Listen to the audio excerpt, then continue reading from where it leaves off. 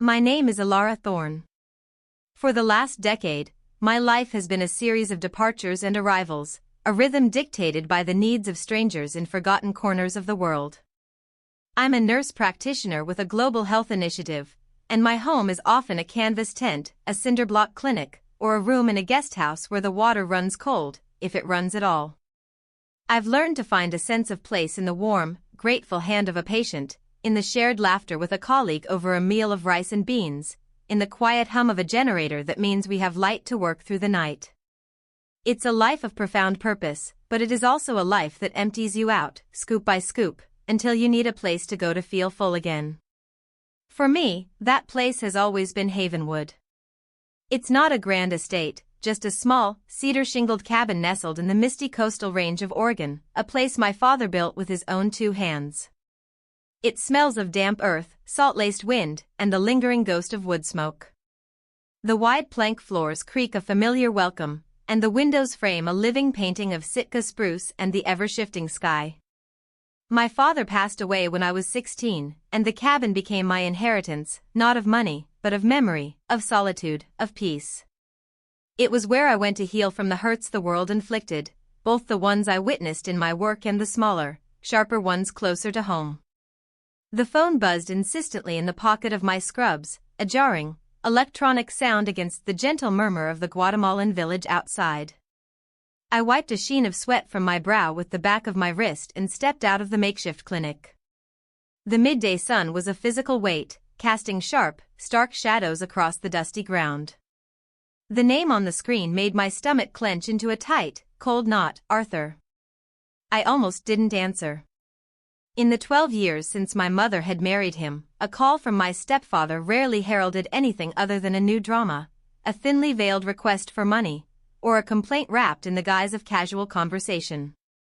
But a sliver of foolish, stubborn hope, or perhaps just morbid curiosity, made me slide my thumb across the screen.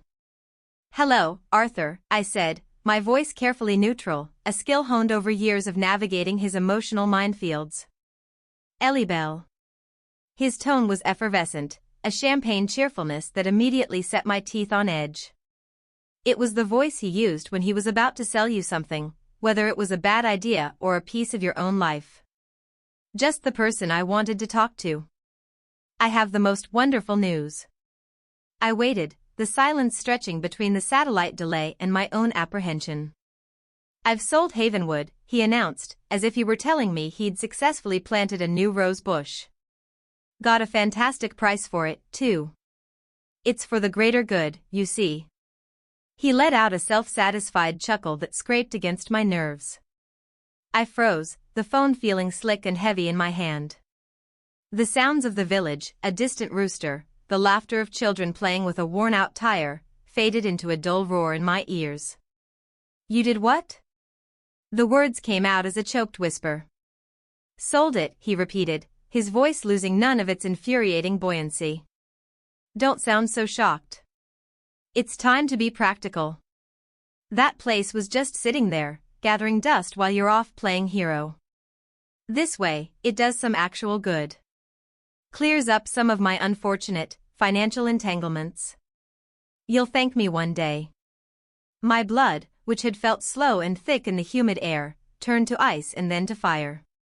"You had no right," I said, my voice shaking with a rage so profound it felt like a physical illness. "That cabin wasn't yours to sell." "Oh, relax, Ellie," he drawled, the condescending pet name a deliberate poke. "I've been managing your mother's affairs, and by extension, yours. Someone has to be the responsible adult while you're away. Besides, what's done is done. I will thank you when the sun rises in the west," I snapped, the control I prided myself on shattering completely. I ended the call before he could offer another placating, infuriating lie. I sank onto a rough-hewn wooden bench, my breath coming in ragged gasps. The world tilted on its axis.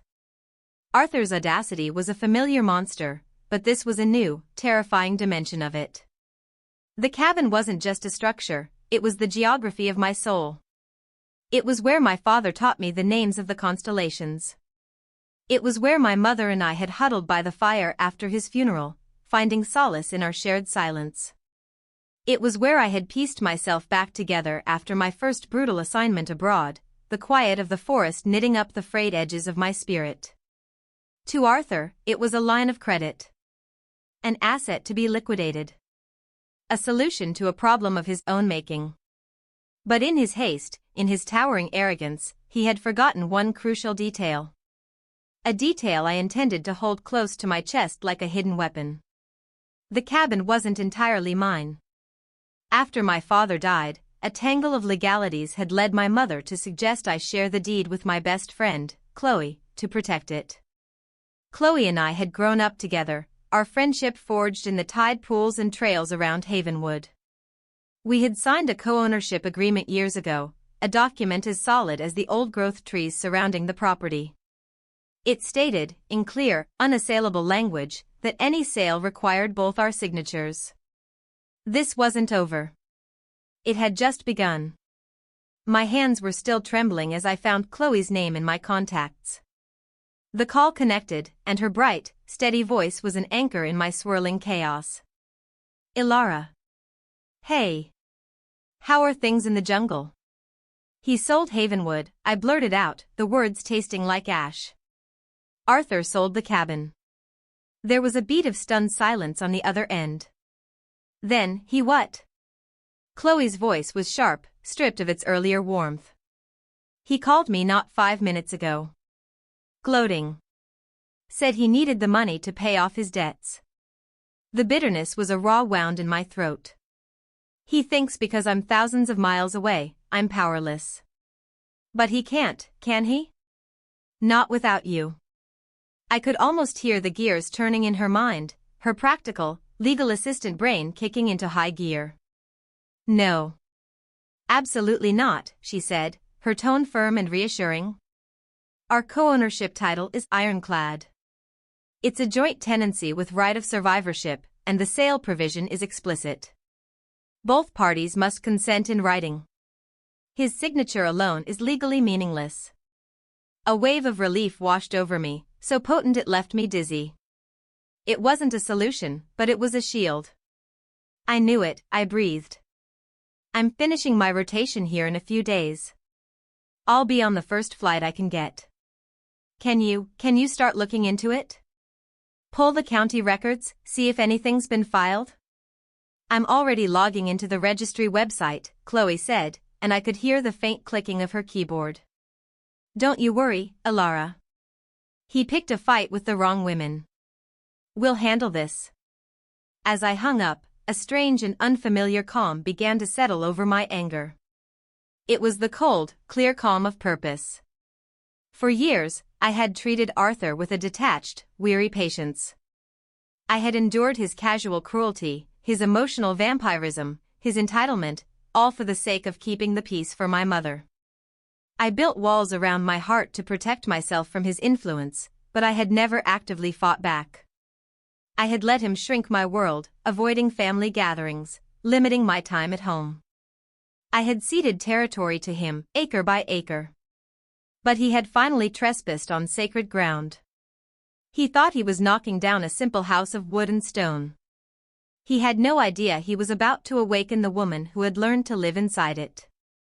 The days leading up to my departure were a blur of activity and quiet contemplation. I packed my medical supplies, filed my final reports, and said my goodbyes to the resilient community that had, for a short time, been my home. During the day, I was focused, professional. But at night, alone on my cot with only the sound of insects for company, my mind would race.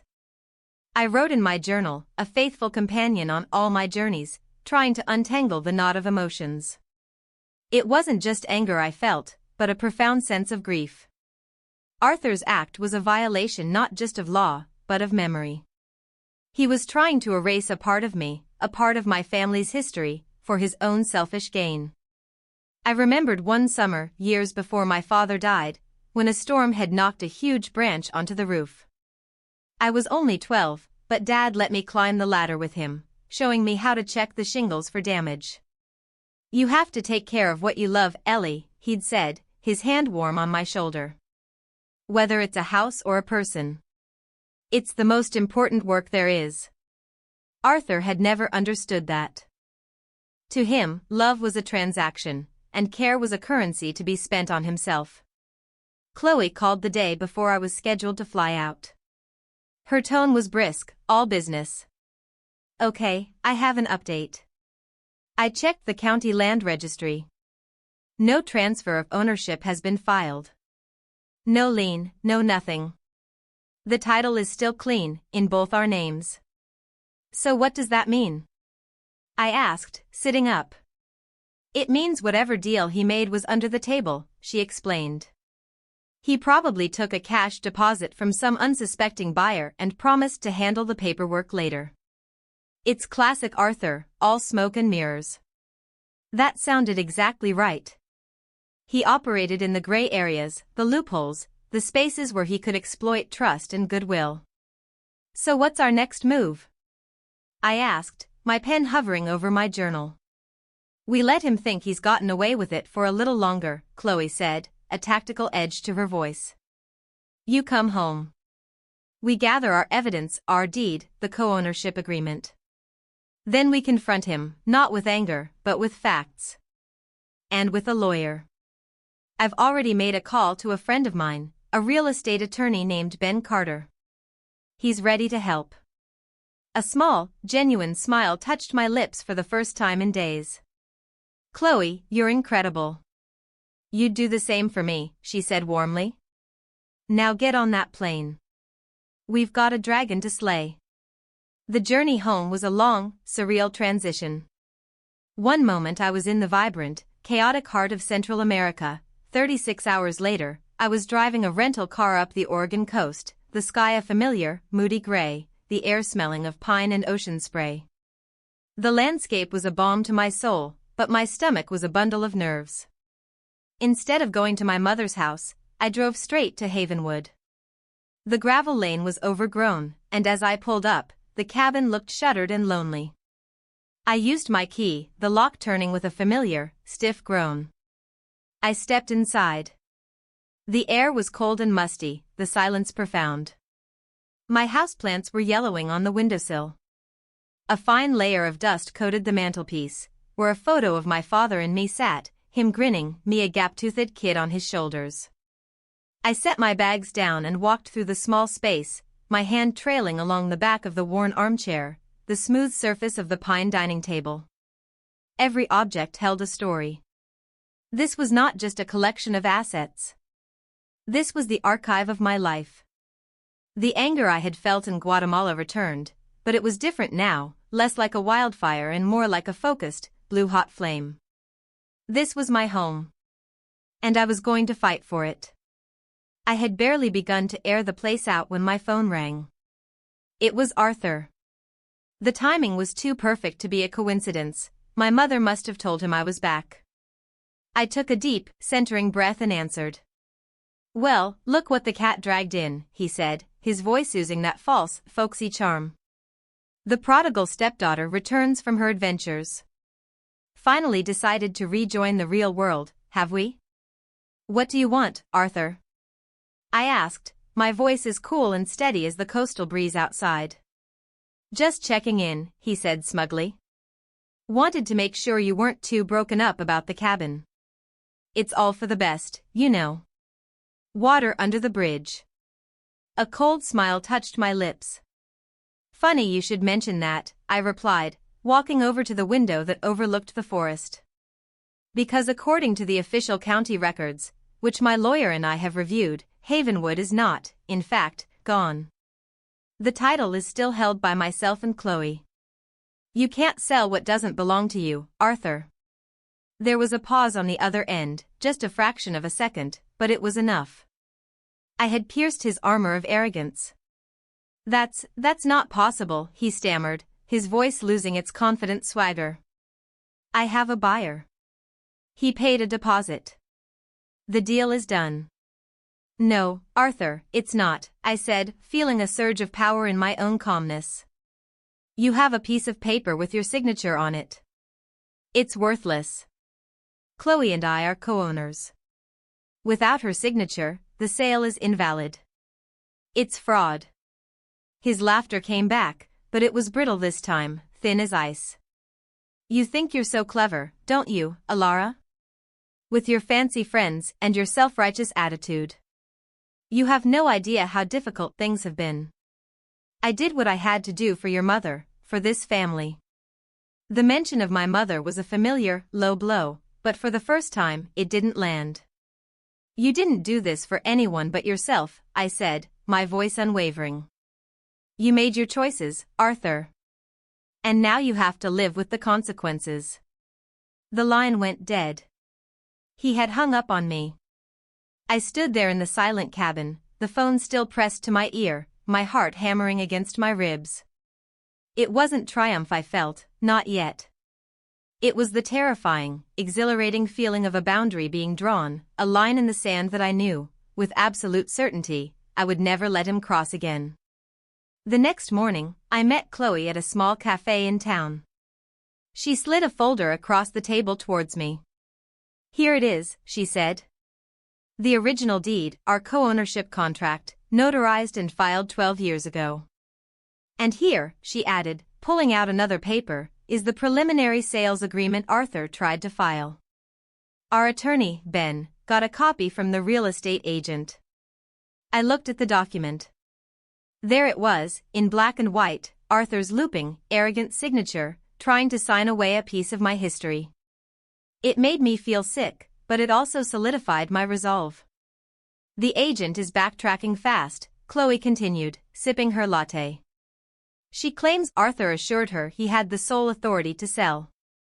Ben is drafting a cease and desist letter to be sent to Arthur today.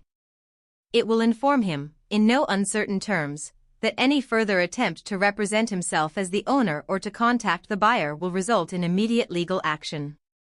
I nodded, absorbing the information. What about the buyer? Ben is reaching out to him today as well, to explain the situation professionally. The goal is to unwind this mess with as little collateral damage as possible. The real issue is Arthur. Just then, my phone buzzed. A text from my mother. Arthur is very upset. He says you're trying to ruin him. Can't you just talk this out? For me? I showed the message to Chloe. She sighed. Of course. The classic guilt trip. For years, a message like that would have sent me into a spiral of anxiety. I would have felt the crushing weight of responsibility for my mother's happiness, for the stability of her marriage. But now, something had shifted. I looked at the words on the screen and felt not guilt, but a sad clarity. I typed back a simple reply, Mom, I love you. But this is between Arthur and me. He broke the law, and I am protecting myself. This is not open for discussion.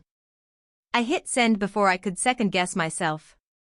It was one of the hardest things I'd ever written, and one of the most necessary. Good for you, Chloe said softly, her eyes full of understanding. Later that day, I was back at Havenwood, sweeping the porch, when a car crunched up the gravel lane.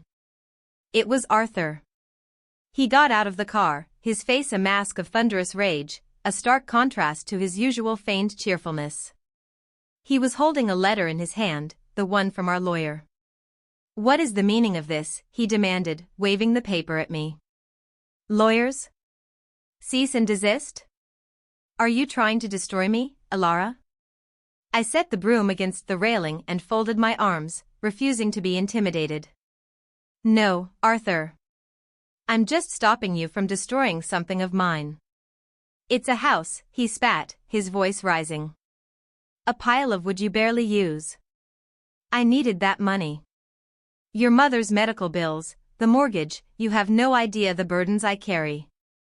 It was a litany I had heard before, a carefully curated list of grievances designed to elicit sympathy and deflect blame. But I knew his financial troubles stemmed not from bills, but from the racetrack and late-night poker games. Don't you dare use my mother as a shield, I said, my voice low and dangerous. I know exactly where your money goes. And let me be very clear. This isn't just a house. This is my father's legacy. It's my sanctuary. And you will not touch it. His face darkened. He took a step closer, his bravado crumbling into something uglier. You've always looked down on me. Ever since I married your mother. You think you're so much better than me, with your fancy job and your righteous act. This has nothing to do with better or worse, I said, holding his gaze. This is about right and wrong. You tried to steal from me. It's that simple. For a moment, I saw a flicker of something in his eyes, not remorse, but fear. The fear of being truly held accountable, of his manipulations finally failing him. He opened his mouth to say something else, then seemed to think better of it. He crumpled the letter in his fist, threw it on the ground, and stormed back to his car, peeling out of the driveway with a spray of gravel. I stood there, my heart pounding, but my hands were steady. I picked up the crumpled letter, smoothed it out, and folded it neatly. It was a symbol. A line drawn. A battle won. The quiet of the forest settled around me again, and for the first time since I'd come home, I felt the peace of Havenwood begin to seep back into my bones. It was a peace I had earned. In the days that followed, the legal machinery moved with a quiet, inexorable force. Ben, our lawyer, confirmed that the buyer, a retired gentleman from California, was horrified to learn of the deception.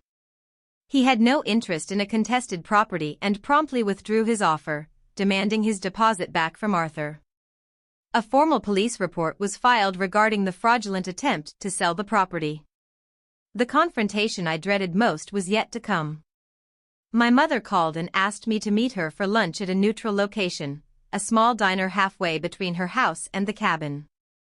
I agreed, knowing it was unavoidable.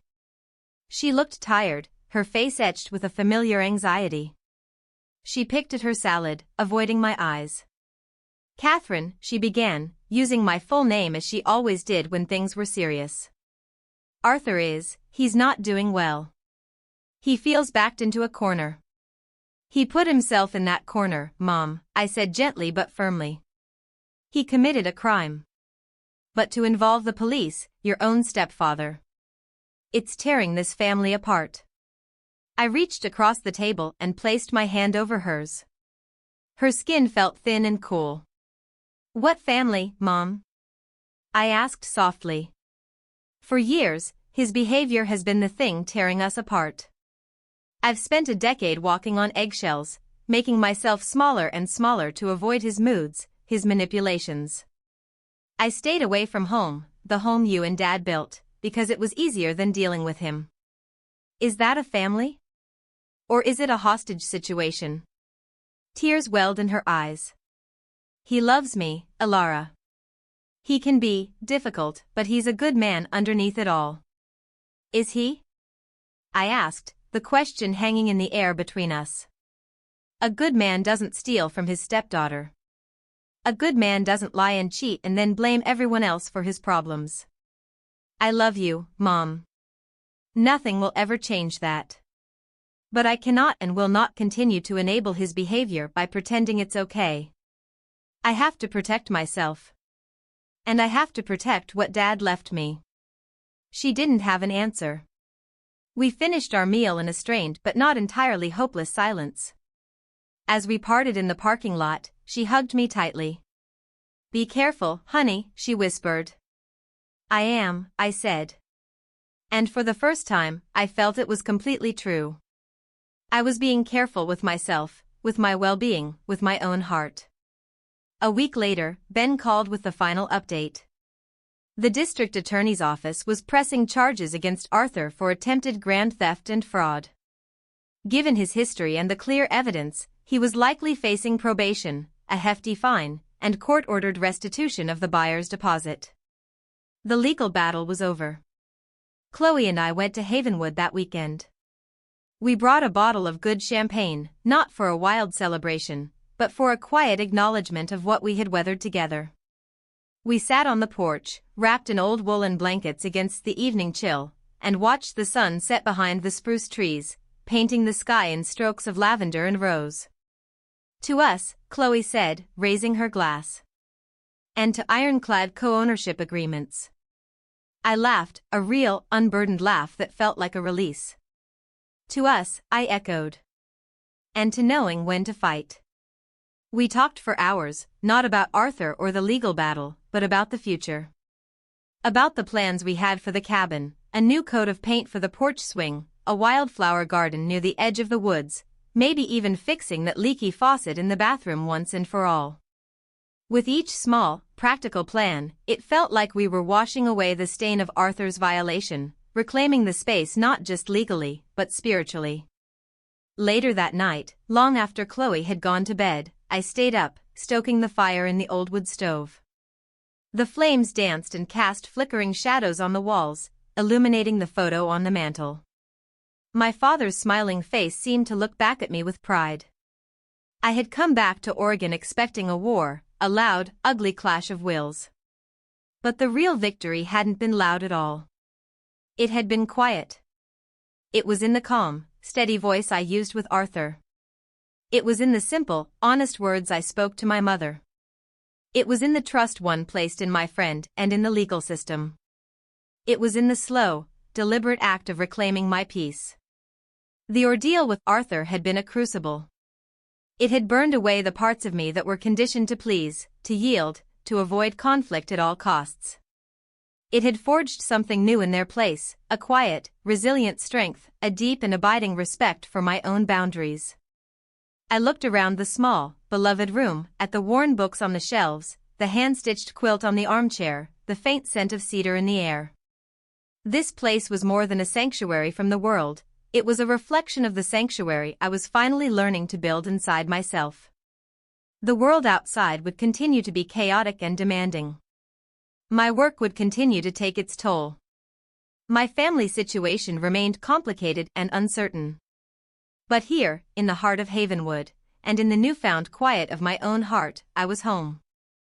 And I knew, with a certainty that settled deep in my bones, that I would never let anyone take that from me again. In the weeks that followed, life settled into a new rhythm, one dictated by the turning of the leaves and the quiet pulse of the forest. The cabin, once the epicenter of a painful conflict, transformed back into my refuge. The sharp edges of the ordeal began to soften, smoothed over by the simple, grounding tasks of living. I swept pine needles from the porch, patched the screen door where a squirrel had chewed a tiny hole, and spent long, uninterrupted hours reading in the worn armchair by the window, a mug of tea warming my hands. I didn't hear from Arthur. The silence from his direction was vast and profound, a void where his chaotic energy used to be. The news of his legal proceedings came not from him or my mother, but in a brief, professional call from Ben Carter. "Elara," he said one crisp October morning, "I wanted to let you know the court finalized Arthur's case. He pled no contest. He received 2 years of probation, a significant fine, and has been ordered to make restitution to the gentleman he took the deposit from. There's also a restraining order in place, preventing him from coming within 500 feet of you or the Havenwood property." I closed my eyes, a long, slow breath leaving my body. There was no joy in it, no sense of victory. Just a quiet, somber finality. The storm had passed, leaving behind a cleared, altered landscape. "Thank you, Ben," I said sincerely. "For everything." "You did the hard work," he replied. "You stood your ground. That's never easy."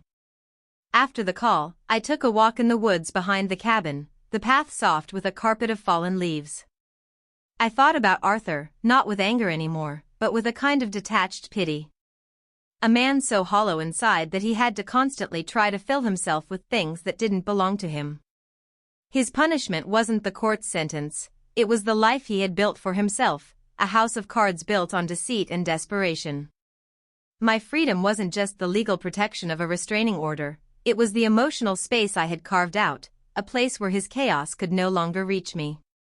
My relationship with my mother remained the most delicate, unresolved part of the story. We spoke on the phone weekly, our conversations carefully navigating the shoals of our new reality. We talked about the weather, my work, her garden, everything and anything but the man who lived in her house. It was a fragile truce, and I wasn't sure how long it could last. Then one Saturday, as I was splitting kindling for the wood stove, her car pulled into the driveway. It was the first time she had come to Havenwood since the incident. She got out of the car slowly, her hands clutching her purse, looking less like a visitor and more like a diplomat entering uncertain territory. I put down the axe and wiped my hands on my jeans. "Mom," I said, my voice gentle. "Hello, Ilara," she replied, her eyes scanning the cabin, the porch, the stack of wood, as if seeing it all for the first time. "I brought you some of the late-season tomatoes from my garden." She held up a small paper bag, a familiar peace offering.